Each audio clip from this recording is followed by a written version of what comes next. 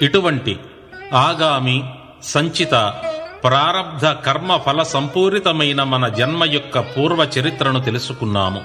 ఇక పుట్టుక గురించి వివరణ తెలుసుకుందాం.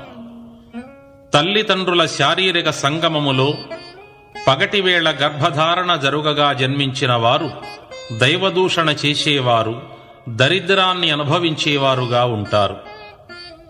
రాత్రియందు తొలిజామున అనగా సాయంత్రము 6 గంటల నుండి 9 గంటల మధ్యకాలములో గర్భమున పడినవారు తెలివి తక్కువ వారు, చెడు ప్రవర్తన కలవారుగా ఉంటారు. రెండవ జామున అనగా రాత్రి 9 గంటల నుండి 12 గంటల మధ్యకాలమున గర్భప్రవేశం జరిగిన వారు భోగములు అనుభవించువారు, ధనవంతులు కాగలరు. మూడవ జామున అనగా రాత్రి 12 గంటల నుండి 3 గంటల మధ్యకాలమునందు జరిగిన